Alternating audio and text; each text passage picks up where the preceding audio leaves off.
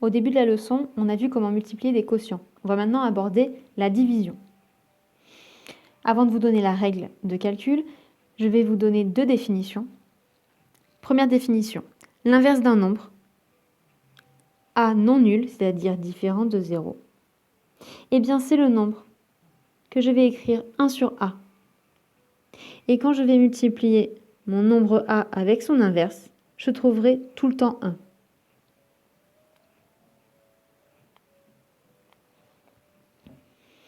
Ainsi, l'inverse de 2 est 1 demi, car quand je multiplie 2 avec son inverse, je trouve 1. En effet, 2 fois 1 demi est égal à 2 demi, soit 1.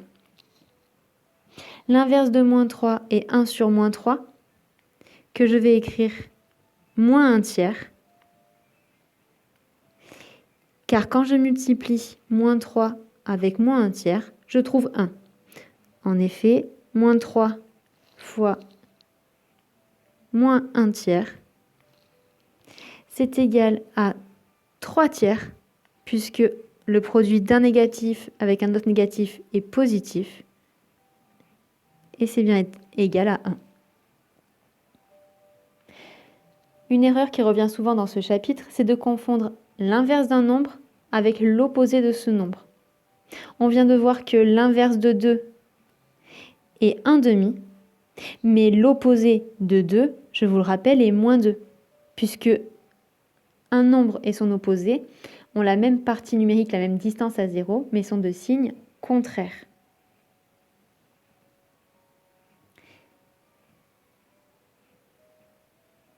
Deuxième définition, je considère deux nombres A et B différents de 0. Eh bien, l'inverse du quotient A sur B est le quotient B sur A.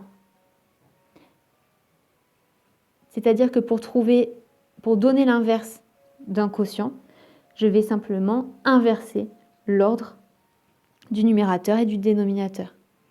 Ainsi, l'inverse de 4 septièmes est 7 quarts, et l'inverse de 1 tiers est 3 sur 1, que j'écrirai plus simplement 3.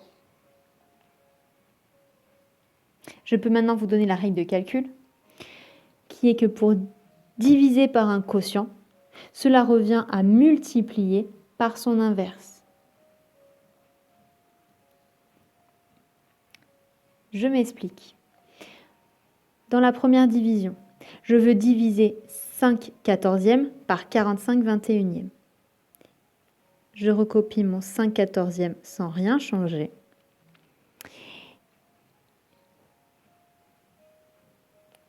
Et pour diviser par 45 sur 21, eh bien ma propriété, ma règle de calcul me dit que je vais multiplier par son inverse 21 sur 45.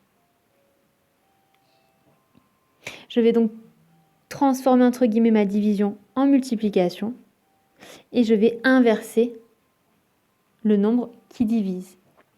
Je vais pouvoir maintenant multiplier mes deux quotients, puisque ça je sais le faire. Je vais donc multiplier en haut 5 avec 21 et en bas 14 avec 45. Je vois que 21 et 14 sont tous les deux dans la table de 7, puisque 21 c'est 7 fois 3, 14 c'est 7 fois 2. Je vois aussi que 5 et 45 sont dans la table de 5. Je décompose donc 45 en 5 fois 9. Je peux simplifier un 5 en haut, un 5 en bas, un 7 en haut, un 7 en bas. Il me reste encore une simplification à faire puisque 3 et 9 sont tous les deux dans la table de 3. 3 se décompose en 3 fois 1. Je recopie mon 2. 9 se décompose en 3 fois 3. Je peux maintenant simplifier un 3 en haut, un 3 en bas pour trouver un sixième. Deuxième exemple. Je veux diviser 6 septièmes par 2. Eh bien, pour diviser par 2, cela revient à multiplier par son inverse, 1/2. Il ne me reste plus qu'à multiplier mes deux quotients ensemble. Je vois que 6 et 2 sont dans la même table. Je décompose donc 6 en 2 fois 3. Je recopie mon 1. Je peux simplifier par 2. Mon résultat sera donc 3/7.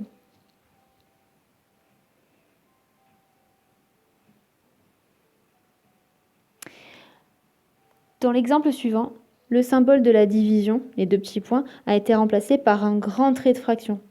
Mais ça ne change rien à l'exercice. Ça revient vraiment au même. C'est-à-dire que cette division, je peux l'écrire moins 9 cinquièmes divisé par moins 7 cinquièmes. Le grand trait de fraction va correspondre en fait à ma division et je peux la reconnaître tout de suite puisque cette division, ce trait de fraction va être au niveau du signe égal. J'applique ma propriété, ma règle de calcul.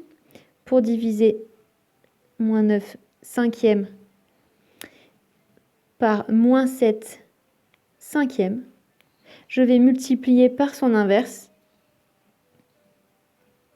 qui est donc moins 5 sur 7. Je peux simplifier par 5 en haut et en bas.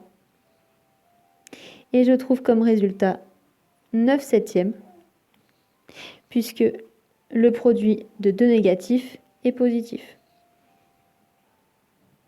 Dernier exemple, qui est une suite de multiplication et de division.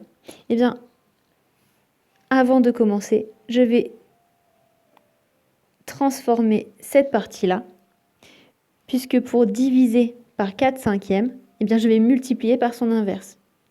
Donc, je réécris mon 3/7 et mon 21/10 sans rien toucher. Et je transforme entre guillemets mon divisé en fois. Et je multiplie par l'inverse de 4/5, qui est 5/4.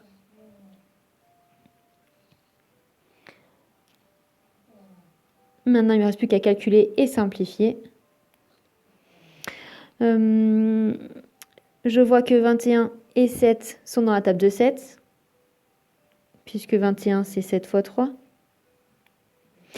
Je vois que 10 et 5 sont aussi dans la même table, puisque 10, c'est 5 fois 2. Je réécris les autres nombres. J'ai bien 3 fois 5 fois 21. 7 fois 4 fois 10. Je simplifie par 5. Je simplifie par 7. Et mon résultat est 9/8.